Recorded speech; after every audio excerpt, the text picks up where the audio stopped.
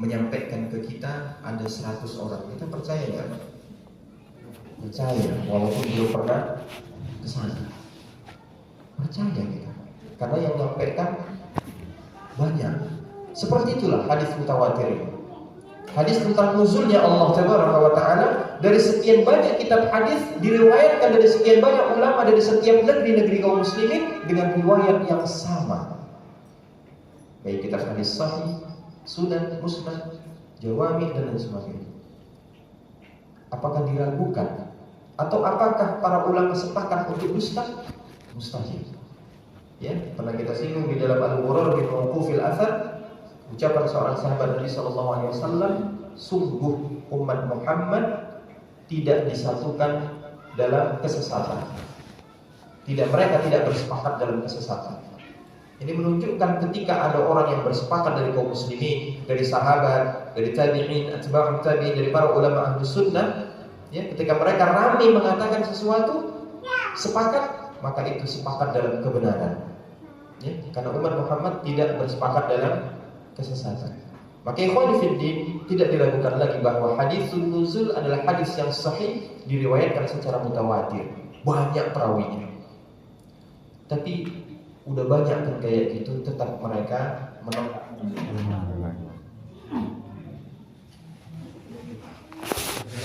Dalam.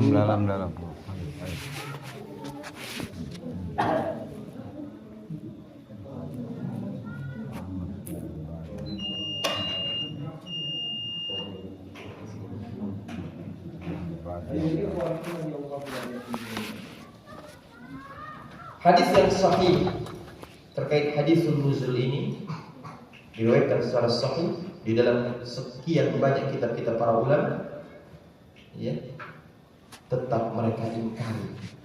Mereka mengingkarinya. Hadis yang sahih ini mereka ingkari.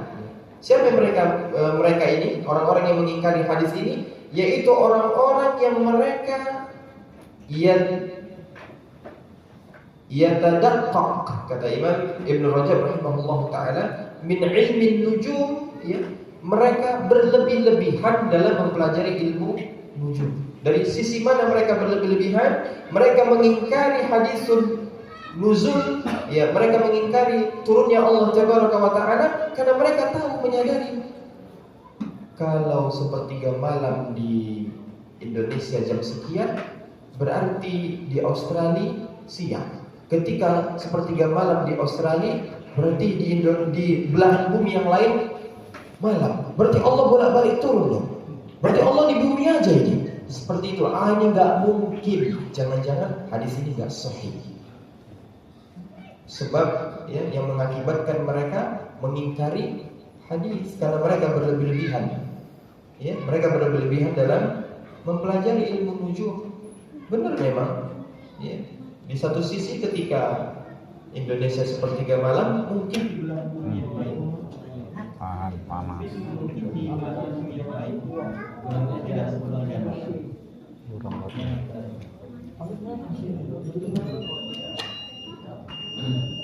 Hasilnya kurang. Jangan masih dikurangi. Matikan. baik. Hasilnya rahimahullah wa iyyakum. Mana ini hasilnya dikurangi? Yes. Matikan. Disebutkan oleh pensyarah hafizahullah ta'ala, mereka berlebih-lebihan sehingga mereka berkata tidak mungkin Allah turun ke langit dunia. Padahal Rasul mengatakan Allah turun. Mengapa mereka berdalih tidak mungkin Allah turun ke langit dunia? Itu tadi. Ya, karena setiap daerah sepertiga malamnya beda-beda. Berarti Allah bolak-balik turun. Kalau Allah bolak-balik turun, berarti Allah di dunia saja dong. Ayyuhal rahimakallahu wa iyyakum jami'an wal iyadu billah. Ya, maka ikhwan fillah, mereka mengingkarinya disebabkan berlebihan dalam mempelajari ilmu nujum. Ya. Fala yumkin, bahkan mereka mengatakan fala yumkin ayyakuna nuzul fi waqtin muayyan. Enggak mungkin Allah itu turun, ya, di sepertiga malam. Allah itu turun di waktu tertentu, enggak mungkin, kata mereka. Subhanallah, ini ucapan mereka yang dituliskan oleh Imam Ibn Rajab rahimahullah ta'ala, di mana mereka mengatakan fala yumkin ayyakuna nuzul fi waqtin muayyan. Enggak mungkin Allah itu turun pada waktu-waktu tertentu, enggak mungkin. Karena kalau Allah turun di Indonesia, berarti Allah nggak turun di daerah yang lain. Seperti itulah. Padahal sudah pernah kita bahas dalam pembahasan asma wa sifat, nggak boleh takyif, nggak boleh bertanya bagaimana turunnya, nggak boleh ya tamsil, ya, menyamakan, tidak boleh ta'til, menolaknya. Ini mereka menolaknya. Padahal Rasulullah SAW katakan Allah turun, tapi mereka mengingkarinya. Ikhwani fillah rahimani Allah wa iyyakum jami'an. Mereka mengingkari ucapan Nabi SAW, ya, di mana mereka berkata, "Fala yumkin," enggak mungkin Allah itu turun. Ya, apakah Allah turun terus hingga di bumi terus? Ini ucapan dari ucapan mereka. Mereka mengalahkan ilmu pasti dengan ilmu yang katanya pasti. Ilmu falak ilmu pasti enggak, Pak? Ilmu pasti yang katanya pasti. Mana lebih pasti ilmu Al-Quran dan Sunnah daripada ilmu pasti yang mereka kira pasti? Ayyuhal ikhwah rahimani Allah wa iyyakum jami'an. Mereka mempelajari ilmu fisika, ilmu kimia, ilmu perbintangan, ilmu falak dan ilmu-ilmu astronomi lainnya yang mereka anggap ini pasti. Sekian dan sekian derajat pasti. Tapi mereka dengan ilmu yang katanya pasti mengalahkan ilmu yang lebih pasti, yaitu ilmu Al-Quran dan Sunnah. Mereka menolak hadis Nabi Sallallahu Alaihi Wasallam. Ayyuhal ikhwah rahimani Allah wa iyyakum jami'an.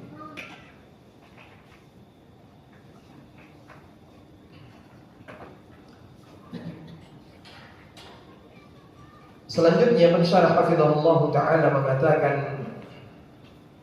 kalau orang yang beriman kepada Allah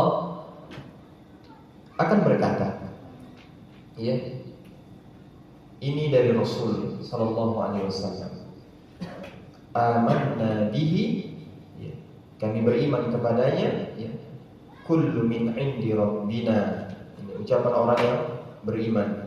Ketika Allah mengatakan, ketika Rasulullah mengatakan Allah turun di sepertiga malam, maka orang yang beriman ini datang dari Rasul. Amanna bihi, kami beriman, kami yakin, kami percaya. Tanpa nggak mungkin, tanpa mana mungkin turun bolak-balik, tanpa seperti itu. Orang yang beriman, kata pensyarah hafizahullah taala, amanna bihi au kullu min 'indi rabbina. Kami beriman kepadanya. Ya, semua ini berasal dari sisi Allah Tabaraka wa taala. Beriman, ya, meyakini. Ya, ternyata mereka orang-orang yang berlebih-lebihan, ya, berani membantah hadis nuzul karena disebabkan berlebihan dalam mempelajari ilmu perbintangan. Ya, tasyirnya, walaupun tasyirnya itu pada hakikatnya boleh, tapi kalau berlebihan juga menyebabkan seseorang bisa fasadin arid, kata beliau, bisa mendatangkan kerusakan yang sangat dalam. Qala, kata Imam Ibnu Rajab, wa ma'lumun bid-darurati min dinil Islam qubahu hadzal i'tirad. Kata Imam Ibnu Rajab, telah diketahui secara pasti min dinil Islam, dalam agama Islam, bahwa ucapan tadi, ucapan mereka, apa ucapan mereka tadi, Pak? Enggak mungkin Allah turun. Telah dimaklumi, telah diketahui secara pasti ucapan mereka yang mengatakan enggak mungkin Allah turun. Ini bukan ucapan orang-orang terdahulu, Pak. Orang-orang sekarang pun ada yang mengucapkan seperti itu. Mereka mentakwilkan mana mungkin itu turun Allah, yang turun itu apanya? Rahmatnya. Ditakwilkan. Yang turun itu apanya? Malaikatnya. Ditakwilkan. Padahal Rasul mengatakan yang turun Allah. Kalaupun sekiranya ada riwayat-riwayat yang menyatakan bahwasanya yang turun rahmatnya, maka butuh hadis yang sahih yang menjelaskan bahwa yang turun itu rahmat. Kalau sekiranya ada penjelasan dari para ulama yang turun malaikatnya juga harus mendatangkan hadis yang sahih. Tapi ternyata tidak ada satupun hadis yang sahih, melainkan Rasul mengatakan Allah yang turun tanpa ditakwil-takwilkan. Wa ma'lumun bid-darurati min dinil Islam qubahu hadzal i'tirad. Diketahui secara pasti bahwa ucapan mereka yang enggak mengakui Allah turun itu merupakan ucapan yang sungguh betapa jelek, buruk. Ada sebabnya mereka mengatakan seperti itu. Kenapa? Karena mereka enggak mau menyamakan Allah dengan makhluk. Ya, kalau Allah turun berarti Allah sama dengan makhluk. Berarti balik-balik turun dong. Mereka ingin mensucikan Allah dari hal tersebut. Kata Syekh Mana Al-Qahtani, beliau rahimahullah ta'ala katakan, mereka berusaha mensucikan Allah, mereka lari dari lubang biawak masuk ke lubang buaya. Berusaha untuk mensucikan Allah, tapi justru menyamakan Allah dengan yang lain. Sama seperti hadis tangan Allah. Kalau dibilang tangan, berarti Allah sama makhluk. Ini nggak boleh kata mereka. Maka mereka menakwilkannya dengan kekuasaan. Mereka lari dari lubang biawak masuk ke lubang buaya. Kenapa? Presiden juga punya kekuasaan. Seakan-akan mereka ingin mensucikan agar tidak sama Allah dengan makhluknya, tapi ketika mereka menakwilkan tanpa dasar ilmu, justru mereka menyamakan Allah dengan makhluk. Ketika yadullah, tangan Allah, ditafsirkan dengan kekuasaan, bukankah raja punya kekuasaan, presiden punya kekuasaan? Berarti menyamakan seakan-akan. Demikian ya ikhwah rahimani Allah wa iyyakum jami'an. Dimaklumi bahwa ucapan mereka yang menolak ini merupakan ucapan yang sangat jeleknya. Ya, membantah hadis yang mutawatir, yang sahihnya tidak diragukan lagi. Wa anna rasul wa khulafa'ahu ar-rasyidin law sami'u man ya'taridu bihi lamma nazaru. Andai Rasul sallallahu alaihi wasallam dan khulafa'ur rasyidin, khulafa yang lurus, yang mendapatkan petunjuk, sami'u, andai mereka mendengar ucapan orang ini tadi, ucapan yang mengingkari hadis nuzul tadi, ya, lamma nazaruhu, disebutkan oleh Imam Ibn Rajab, niscaya mereka enggak akan dipandang, dilihat, enggak akan diajak diskusi. Jadi nggak ada manfaatnya juga berdiskusi sama mereka yang menolak seperti itu. Ya, kata Imam Ibn Rajab, kalau ada orang yang mengatakan seperti itu di zaman Nabi, di zaman Khulafaur Rasyidin, di zaman Abu Bakar, Umar, Utsman, Ali, orang yang seperti itu nggak perlu didengar, nggak perlu dilihat, nggak perlu diajak diskusi. Karena jelas, kata beliau rahimahullah, bal badaru ila uqubatihi, bahkan orang yang kayak gitu pasti di masa Nabi dan di masa Khulafaur Rasyidin akan disegerakan hukumannya tanpa diskusi. Kenapa untuk ngomong seperti itu, menolak hadis yang mutawatir? Enggak diajak diskusi lagi, langsung dipanggil dan disegerakan hukumannya. Ya, kenapa? Karena mereka dicap wa ilhaqihi, mereka dicap sebagai orang yang menentang Rasul. Rasul bilang seperti ini, mereka nolak, berarti menentang Rasul. Bizumratal mukhalifin, ya, mereka menentang Rasul sallallahu alaihi wasallam. Al-munafiqin, mereka dicap sebagai orang munafik. Wal mukazzibin, dan mereka juga dicap sebagai pendusta. Ya, karena mereka menolak hadis, mereka dicap sebagai munafik. Mereka menolak hadis, mereka dicap sebagai pendusta. Bagaimana dengan kondisi kebanyakan kaum muslimin hari ini? Ketika disebutkan dalil, fa inna asdaqal hadithi kitabullah, mereka sebut apa? Itu muqaddimahnya orang Wahabi. Pada Rasulullah sallallahu alaihi wasallam kalau berkhutbah pakai itu, berarti Rasulullah juga Wahabi. Wal iyadzu billah. Ya ikhwah rahimani Allah wa iyyakum jami'an. Mereka menolak, padahal jelas dalilnya.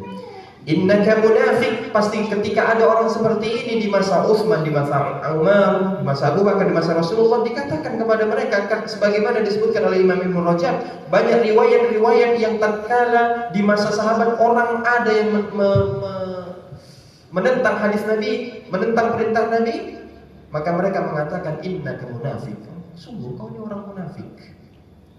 Bahkan diriwayatkan dalam sebuah asar di mana Umar bin Khattab radhiyallahu taala anhu mendapati orang yang seperti ini. Umar mengatakan kepada Rasulullah, "Ya Rasulullah, da'ni aqtuluhu, innaka munafiq." Ya Rasulullah, da'ni, izinkan aku, biarkan aku aqtuluhu, membunuhnya, sungguh dia adalah orang munafik. Jadi enggak ada negosiasi lagi, panggil. Kenapa tuh kau ngomong kayak gitu? Ya ikhwah rahimanallahu wa iyyakum jami'an. Ini pengingkaran mereka, ya, bisa menyebabkan fasad, kerusakan yang besar. yang kita jelaskan tadi, kerusakan yang besar. Tapi bukan berarti ketika kita dapati orang yang seperti itu lantas kita segerakan hukumannya, enggak juga Pak ya. Enggak juga seperti itu ya. Ini perumpamaan yang disampaikan oleh Imam Ibn Rajab untuk menggambarkan orang yang seperti ini itu memiliki kerusakan yang besar. Sehingga tatkala mereka mengucapkan seperti itu di masa Nabi dan di masa Khulafaur Rasyidin tanpa negosiasi, ma'lumun bid-darurati min dinil Islam qubahu hadzal i'tirad. Ucapan mereka itu ucapan yang paling jelek sehingga tanpa negosiasi pasti sudah dihukum seperti itu. Sedangkan kita hari ini menyikapi kejahilan ya, kebanyakan manusia, hendaklah kita bersikap dengan sikap yang bijaksana ya, dengan sikap yang baik ya, karena Syekh Muqbil rahimahullah ta'ala pernah berkata, sungguh dakwah ini, dakwah di atas Al-Quran dan Sunnah sangat sulit, jangan dipersulit dengan akhlak kita dalam menyikapi mereka. Maka tetaplah berbuat baik ya, mendoakan mereka dalam kebaikan. Ayyuhal ikhwah rahimani Allah wa iyyakum jami'an.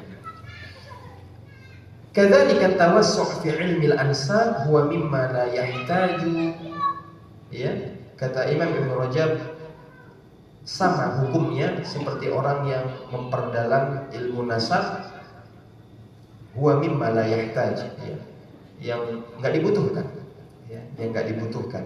Enggak perlu mempelajari ilmu nasab ya, secara detail. Cukup 3-4 ke atas udah selesai. Jangan sampai ke rupanya ujung-ujungnya terlalu panjang ilmu nasabnya, bin terakhir rupanya bin jahal. Ayo ikhwarahimani Allah wa ikum jami'an. Kan enggak tahu kita. Ya, udah terlanjur digelari Habib pula. Tengok silsilah. Ayo ikhwarahimani Allah wa ikum jami'an. Cukup ya, sebagaimana pembahasan sebelumnya, mengetahui ilmu nasab hanya sekedar ya, supaya kita bisa mempermudah silaturahim, siapa keluarga kita, siapa saudara kita, cukup seperti itu. Jangan berlebih-lebihan. Ya. Karena di masa Nabi juga ada yang sudah ahli nasab, sudah ada. Yang mengerti, paling tahu tentang nasab Quraisy ada. Tapi Rasul tidak menganjurkan belajarlah ilmu nasab kepada si fulan. Ya, disinggung oleh Imam Ibn Rajab, qad sadaqa an Umar wa ghairihi an-nahy anhu ya, telah berlalu pembahasan ya, riwayat dari Umar tentang dilarangnya berlebih-lebihan mempelajari ilmu nasab ya, hanya sekedar tahu supaya enggak salah nikah ya, rupanya yang dinikahi yang enggak semestinya dinikahi misalnya seperti itu, hanya sekedar saja. Kanu ya'rafunahu wa ya'tanunahu bi. Kata Imam Ibn Rajab, di masa Nabi juga ada orang yang ahli mengetahui dan memahami tentang ilmu nasab. Bahkan seperti Abu Bakar ya, diriwayatkan dalam Imam Muslim dari Aisyah radhiyallahu taala anha, la ta'jal, kata Nabi sallallahu alaihi wasallam, jangan terburu-buru, fa inna Abu Bakrin a'lamu Quraisy bi ansabiha. Dalam riwayat yang lain, a'lamun nas bi ilmi ansab. Jangan terburu-buru karena sesungguhnya Abu Bakar itu manusia yang paling ngerti tentang ilmu nasab. Paling tahu dia di mana suku Quraisy itu, bin dan siapa seterusnya. Tapi nggak ada Nabi memerintahkan kita belajar ilmu nasab sama sefulan, belajar nggak ada ya. Maka ikhwan fillah rahimahullah taala. Wa kadzalika tawassu' fi ilmi al-arabiyyah. Subhanallah. Ini berapa menit lagi untuk kita? Ini kalau terpotong nanti takutnya salah memahami, double fokus nanti aguaskan yang gara-gara ini. Berapa Pak? 10. Masih cukup ya. Tolong dipahami Pak ya. Wa kadzalika tawassu', dan demikian juga berlebih-lebihan dalam mempelajari ilmu bahasa Arab. Ayo. Karena kebanyakan ya memerintahkan kita untuk belajar bahasa Arab. Tapi ingat Pak, jangan salah paham ya. Ya, tawassu' berlebih-lebihan, berluas-luas, terlalu mendalam dalam mempelajari ilmu bahasa Arab seperti nahwu. Ini kuncinya Pak. Masa belajar ilmu nahwu sampai enggak boleh? Kata Imam Ibn Rajab rahimahullah taala. Jangan sampai di situ memahami ya Pak ya. Wa huwa mimma yusghil 'anil ilmil aham. Sampai akhirnya orang yang berlebih-lebihan terlalu luas, terlalu mendalami ilmu bahasa Arab, ilmu nahwu, sampai akhirnya dia tersibukkan dengan ilmu tersebut, padahal ada ilmu lain yang lebih penting. Ini Pak, ilmu lain yang lebih penting contohnya apa Pak? Ilmu tauhid. Ya, banyak orang yang ngerti ini apa? Mengi'rab, masya Allah. Ya, ilmu Al-Quran dan Sunnah. Ini ilmu yang lebih penting. Kata Basyar hafizahullah ta'ala. Banyak orang-orang masya Allah kalah kita Pak. Ya, ini apa i'rabnya? Ini seperti apa? Susunan kalimatnya masya Allah. Tapi mereka nggak ngerti Al-Quran dan Sunnah. Ya, banyak. Jangan kita ragukan, dan tidak diragukan keilmuan bahasa Arabnya, tapi mereka nggak ngerti Al-Quran dan Sunnah. Ya, mereka jauh dari pemahaman para sahabat. Ya, maka sia-sialah ilmu bahasa Arab. Ya, maka sia-sialah ilmu bahasa Arabnya. Ya, ada ilmu yang lebih penting, ilmu syariat, ilmu Al-Quran dan Sunnah, tapi karena tersibukkan diri dengan mendalami ilmu bahasa Arab, dia S1-nya bahasa Arab, masya Allah, nggak puas dengan S1, mereka lanjut lagi S2, mau jadi Master of Art bahasa Arab. Nggak cukup LC, mereka kumpulkan lagi S2-nya bahasa Arab. Nggak cukup itu, mereka lanjut lagi pendidikan 3 tahun untuk mengambil doktoral bahasa Arab.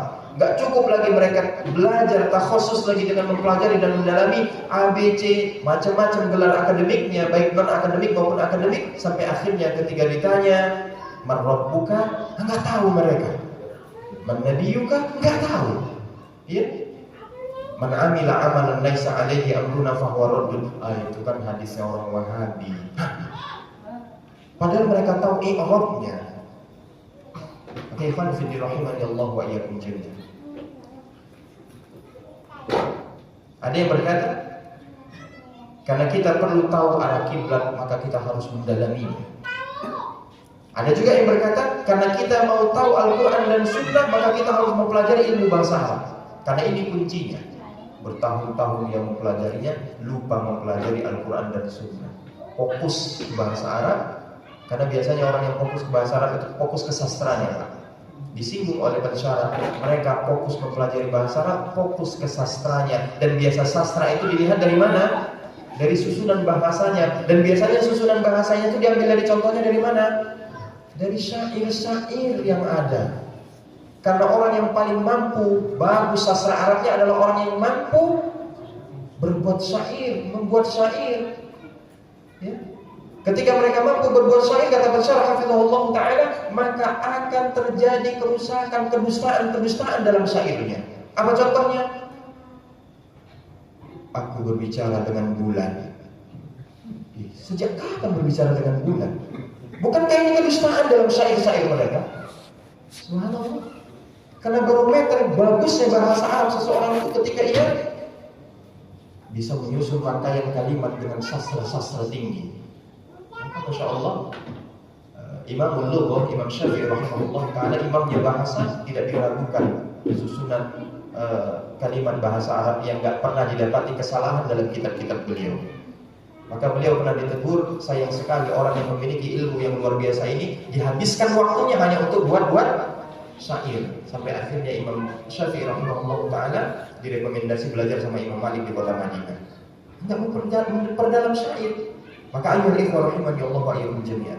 Sampai akhirnya intinya ya ikhwah, mempelajari bahasa Arab sekedar supaya bisa memahami Al-Quran dan kalau mempelajari, mendalami sampai ngerti i'rabnya tapi justru jauh dari Al-Quran dan Sunnah, banyak fenomena. Bukan orang awam, bahkan asatidz besar, tanda petik ustaz umum lah gitu Pak.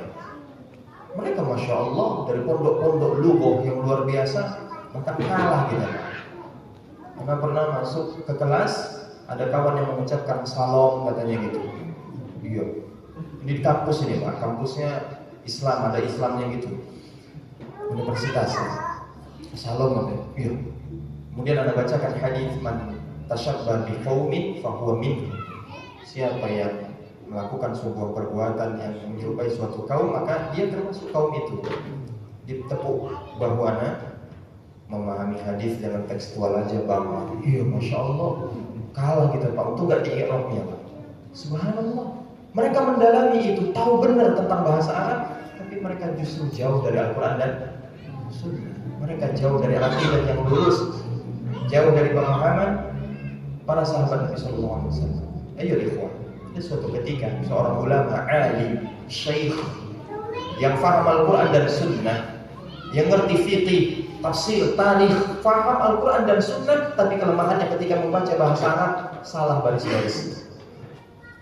Masya Allah, syekh besar. Ucapan Imam Ibn Rajab ini rahimahullah ta'ala, yang memperdalam ilmu bahasa Arab, ya, ini untuk orang Arab, ya, dikatakan di sini termasuk kesibukan. Orang Arab yang mempelajari bahasa Arab itu bagian dari syughul, kesibukan. Sedangkan kita yang bukan orang Arab, ya dianjurkan belajar bahasa Arab supaya kita bisa memahami Al-Quran dan hadis, Al-Quran dan Sunnah. Sedangkan orang Arab termasuk bagian dari kesibukan. Sampai akhirnya dikisahkan ada seorang syekh, alim, orang yang berilmu, paham Al-Quran dan Sunnah, ya, paham tafsir, tarikh, dia memahami Al-Quran dan Sunnah, tapi ketika membaca teks Arab, ya, kita para ulama, dia salah barisan. Sampai akhirnya ada yang menegurnya, ya syekh, antum alim, masya Allah.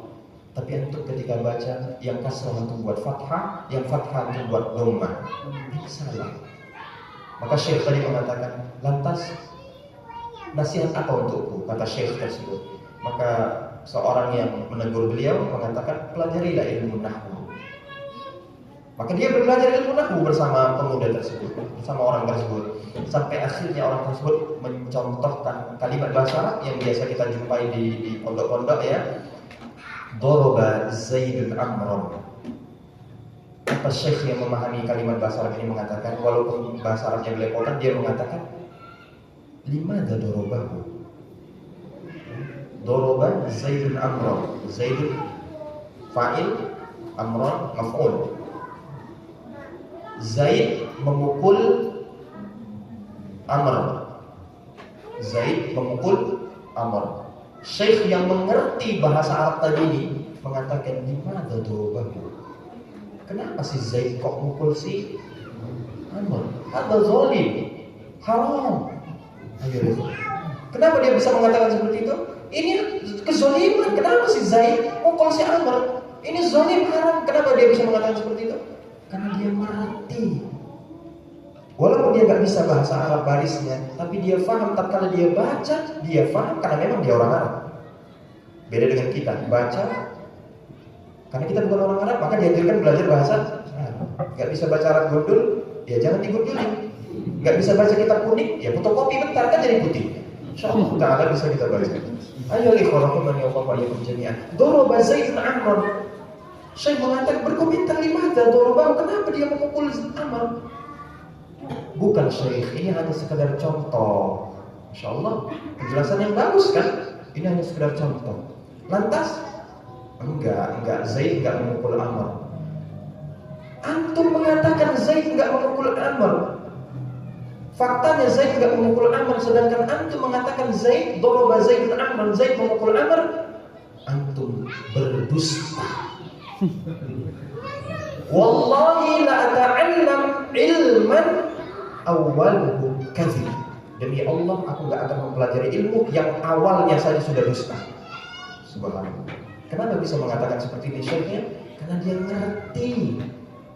Walaupun bacanya salah-salah. Ayo ikhwan, kesimpulannya, mempelajari bahasa Arab itu bagus. Kita dianjurkan karena memang kita bukan orang Arab. Berbeda dengan syekh tadi. Walaupun dia kesalahan bacanya, tapi dia ngerti maknanya.